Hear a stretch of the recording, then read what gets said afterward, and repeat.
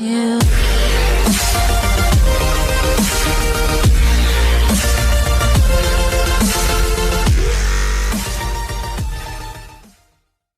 Students, एडोबिला point channel पर आपका स्वागत है।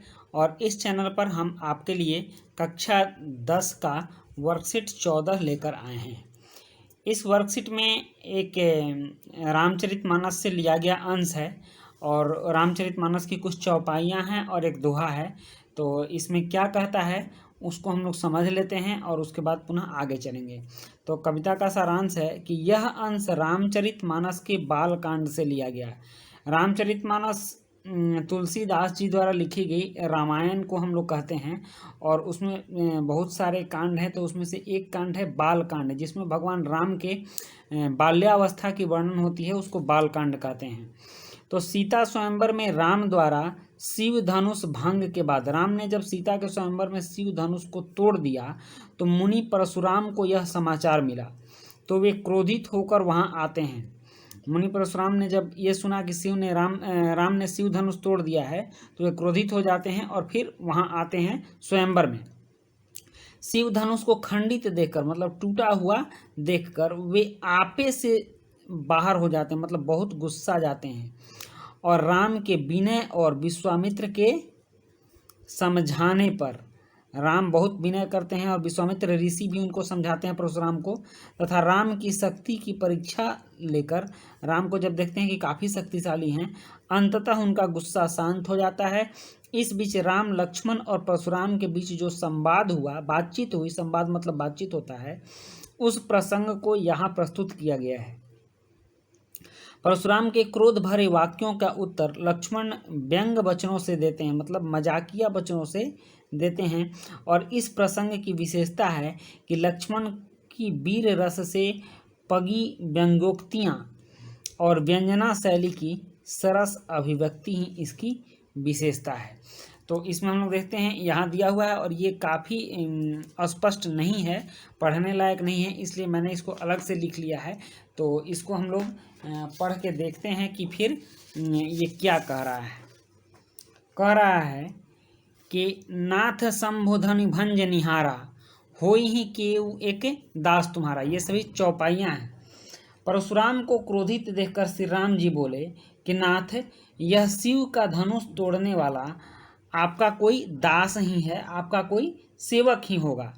आय सुकाह कहिन किन मोही, इसलिए आपकी क्या आज्ञा है वह मुझे बताइए। सुनी रिसाई बोले मुनि को ही, ठीक ना। जब इस बात को सुने तो इस पर क्रोधित होकर परशुराम, रिसाई मुनि, मुनि मतलब परशुराम, बोले कोई, यह कहते हैं, क्या कहते हैं, सेवक सो जो करे सेवकाई। सेवक वह होता है जो सेवा करे। अरि करनी करी करिय लड़ाई, ऐसी करनी पर, तो इस धनुष को तोड़ने वाले पर, तो यह तो सेवक की बात नहीं हुई, ये तो लड़ाई वाली बात होगी कि अब वो मेरा मुझसे उसको लड़ाई करना होगा, जिसने मुझे युद्ध के लिए ललकारा है। सुनहु राम जेहि शिव धनु तोड़ा, सुनो राम, जिसने भी इस शिव धनुष को तोड़ा है। सहस बाहु सो सम सो रिपु मोरा, सहस बाहु की तरह, सहस्त्र बाहु, सहस बाहु का मतलब सहस्त्र बाहु, हजार बाहु वाले की तरह। सो रिपु मोरा, रिपु मतलब शत्रु होता है, वह मेरा शत्रु है। सो बिलगाऊ बिहाई समाजा, वो अपने आप ही इस समाज से अलग होकर बाहर आ जाए। बिलगाऊ मतलब अलग होकर बाहर आ जाए। न त मारे जय हहीं सब राजा, नहीं तो यहाँ जितने भी राजा हैं सभी राजा मारे जाएंगे, ठीक ना। सुनी मुनि वचन लखन मुस्काने, मुनि की वचन सुनकर लखन जी मुस्काते हैं और बोले परशुधर ही अवमाने, और परशुराम को व्यंग के रूप में, मतलब मजाकिया लहजा में उनसे बोलते हैं। क्या कहते हैं लक्ष्मण जी?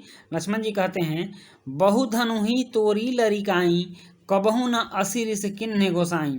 ठीक, ऐसी बहुत सी धनु ही हमने, लरिकाई मतलब बचपन में, तोड़ा है।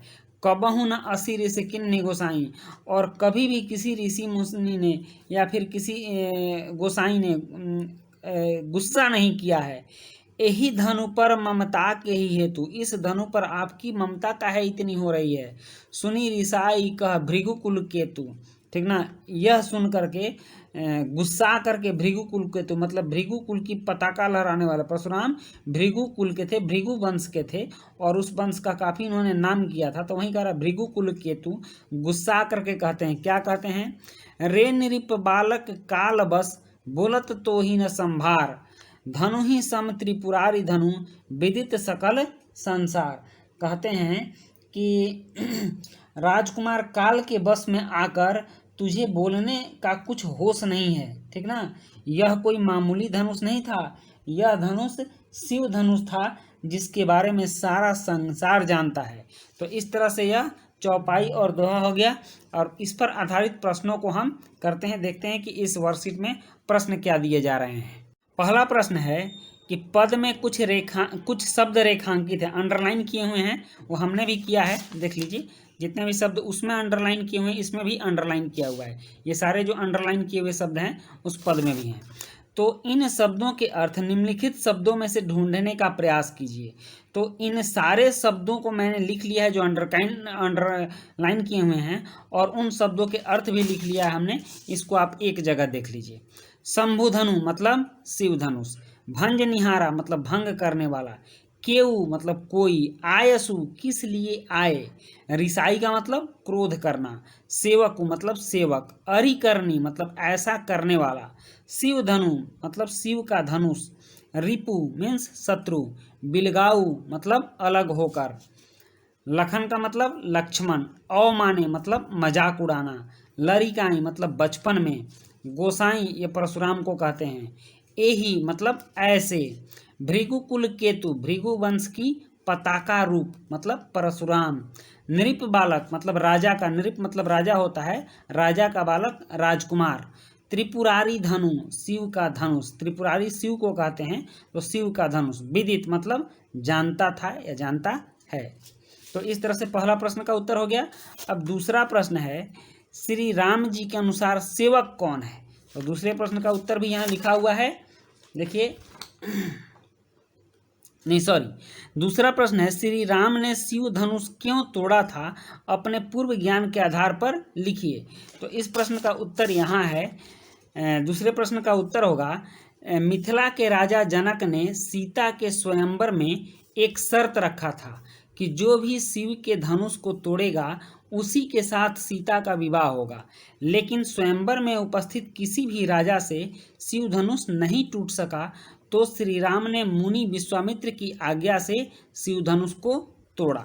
अब देखते हैं तीसरा प्रश्न क्या कहता है। तीसरा प्रश्न, परशुराम जी के अनुसार सेवक कौन है। तो तीसरे प्रश्न का उत्तर है यहाँ पर, परशुराम जी के अनुसार सेवक वह होता है जो सेवा करे। और चौथा प्रश्न है, परशुराम के क्रोध करने पर लक्ष्मण ने धनुष के टूट जाने के लिए कौन कौन से तर्क दिए। यहाँ देखिए चौथे प्रश्न का उत्तर है कि परशुराम के क्रोध करने पर लक्ष्मण जी ने कहा कि हमने तो बचपन में ऐसे न जाने कितने धनुष तोड़े हैं, लेकिन तब तो किसी ऋषि मुनि को इस पर क्रोध नहीं आया, फिर आप क्यों क्रोधित होते हैं। ये चौथा प्रश्न का उत्तर हुआ। अब पांचवा प्रश्न देखिए। पांचवा प्रश्न है, परशुराम के क्रोध करने पर राम और लक्ष्मण की जो प्रतिक्रियाएं हुई उनके आधार पर दोनों के स्वभाव की विशेषताएं अपने शब्दों में लिखिए। यहाँ पांचवें प्रश्न का उत्तर देखिए। उत्तर है इसका, परशुराम के क्रोध के बाद राम लक्ष्मण परशुराम संवाद के आधार पर श्री राम संयम और विनम्र स्वभाव वाले लगते हैं, जबकि लक्ष्मण क्रोधी और स्वाभिमानी स्वभाव वाले लगते हैं। छठा है, आपने सूरदास के पद की पिछली कार्यपत्रिकाओं को पढ़ा, समझा और हल भी किया। पीछे के जो वर्कशीट है उसमें हमने भी सूर्यदास के पद पढ़ाए हैं, तो आप पीछे के वर्कशीट को देख सकते हैं। सूरदास के पद में कौन सी भाषा थी, या पद कौन सी भाषा में थे।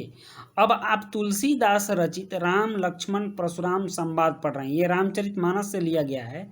यह पद कौन सी भाषा में है, अपने माता पिता और शिक्षकों की सहायता से बताइए। इसका उत्तर है, यहाँ देखिए छठा, सूरदास के पद की भाषा ब्रज भाषा है और राम लक्ष्मण परशुराम संवाद अवधी भाषा में है। समझ गए। तो इस तरह से आपका जो वर्कशीट नंबर 14 है ये समाप्त हुआ, और नेक्स्ट भी आपका वर्कशीट इस चैनल पर आता रहेगा। धन्यवाद।